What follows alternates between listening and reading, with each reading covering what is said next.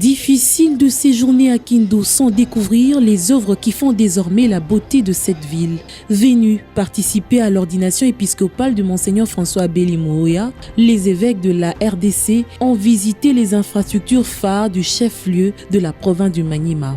Conduite par Matata Ponyo, sénateur et ancien Premier ministre, la délégation des prélats catholiques a démarré ce tour par la splendide et mythique place Mapon. Ici est érigé un monument à l'image de Matata Ponyo, une initiative de la population de Maniema en signe d'estime envers leurs notables. Les princes de l'Église catholique ont admiré cette statue située à quelques mètres de l'Assemblée provinciale. Une manière pour eux d'honorer l'ancien Premier ministre. La situation géographique qui détermine le développement des nations, c'est plutôt le leadership, comme celui de Jésus. Voilà. Celui de Jésus. Voilà. C'est ça. Le leadership, c'est ton cheval de bataille. C'est mon cheval de bataille. Oui. Ils ne sont pas les seuls, la population elle aussi rejoint le site en vue d'admirer cette œuvre. Ce cadre est vraisemblablement aménagé à l'image de la place des évolués de Kinshasa. Ici, un écran géant a été placé à l'initiative de Matata Ponyo pour permettre aux habitants environnants de se retrouver pour des grands événements.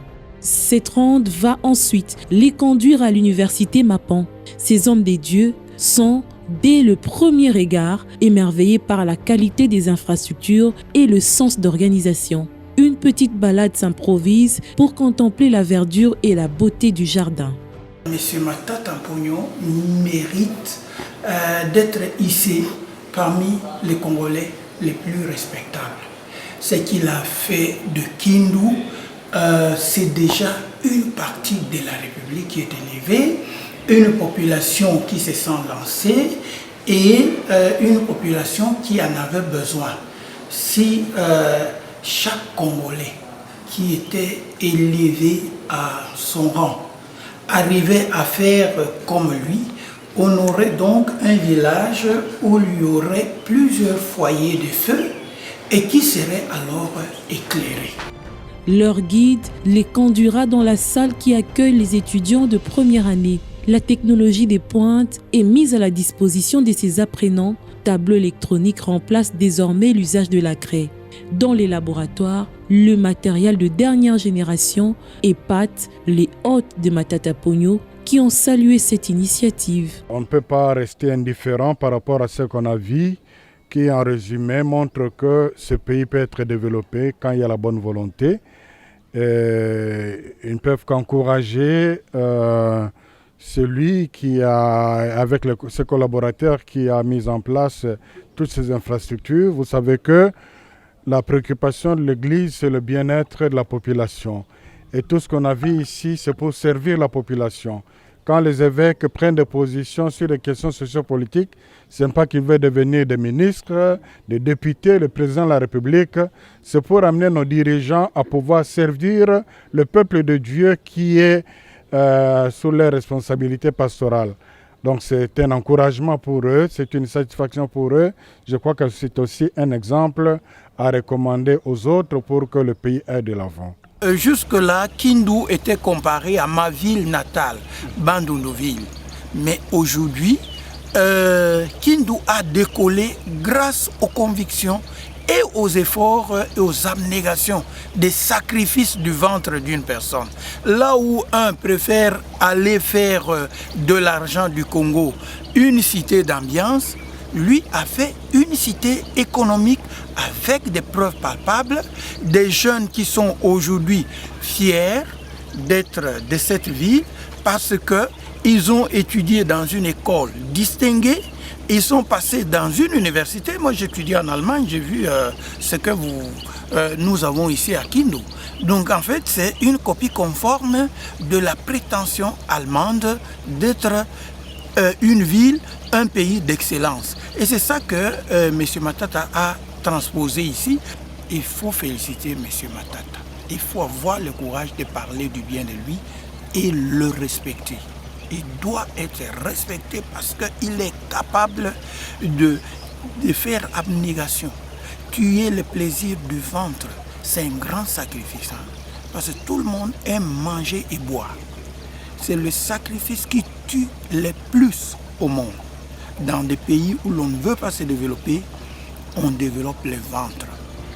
Lors d'un échange entre étudiants et évêques, la notion de bonne gouvernance se glisse. Une manière pour les prélats catholiques d'inciter les étudiants à suivre l'exemple du professeur Matata Pogno. Si vous lui embattez bien les femmes, en peu de temps, le Congo peut ressembler à quelque chose.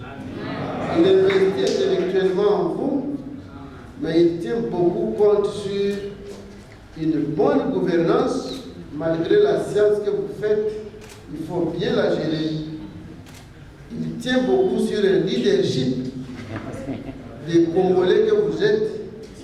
Et nous pensons que nous pouvons espérer que ce que vous puisez ici fera que le Congo ressemblera à quelque chose quand vous serez dans le travail.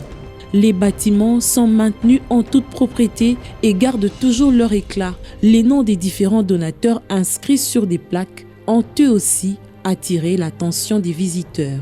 La cité de Lumbulumbu est complète. Juste avant l'université, une école primaire et secondaire est construite. Elle forme et garantit l'avenir de l'élite congolaise. Des principes d'inscription sont des rigueurs dans ce complexe scolaire. Seuls les élèves ayant plus de 65% peuvent être admis. La notion de la gratuité était déjà mise en application avant que l'État congolais ne l'impose. Nous avons 90 élèves en première année. Généralement, nous avons en sixième année à peu près 30 ou 35 maximum. Parce que tout est gratuit ici. Non seulement le Minerval, mais on donne les pilotes, les chemises, les chaussettes, les cinglés, la sacoche, les livres, on donne, tout est gratuit. Et à midi, il y a un repas chaud. À midi, il y a un repas chaud.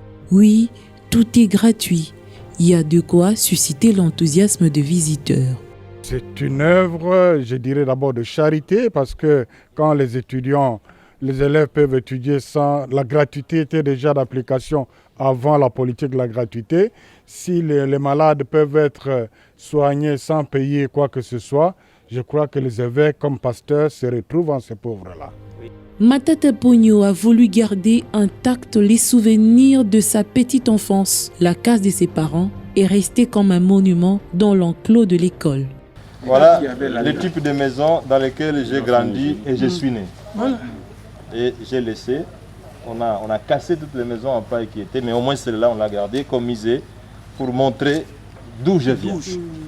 C'est pareil. Il y a des chambres là-dedans. Bon, je ne sais pas, Monseigneur, parce que ces chambres, moi, quand j'ai vécu, je n'avais pas de salon. On se mettait dehors, sur les chaises, un peu comme on voyait les chaises longues. Il n'y avait pas de salon. Et là, il n'y a pas de salon. Pas de formation sans une bonne santé. Le centre de santé Lumbulumbu, l'un des meilleurs du pays, doté d'un personnel qualifié et des matériels de dernière génération, il comprend en son sein des laboratoires bien équipés, un scanner. Ici, les consultations et la prise en charge sont assurées gratuitement aux nécessiteux. Cette visite s'est achevée par la Cité du Fleuve aux abords du majestueux fleuve Congo où des logements ont été construits pour les professeurs. Grâce à ces initiatives de l'ancien Premier ministre Matata Pogno, Kindu revêt désormais l'image d'une ville moderne.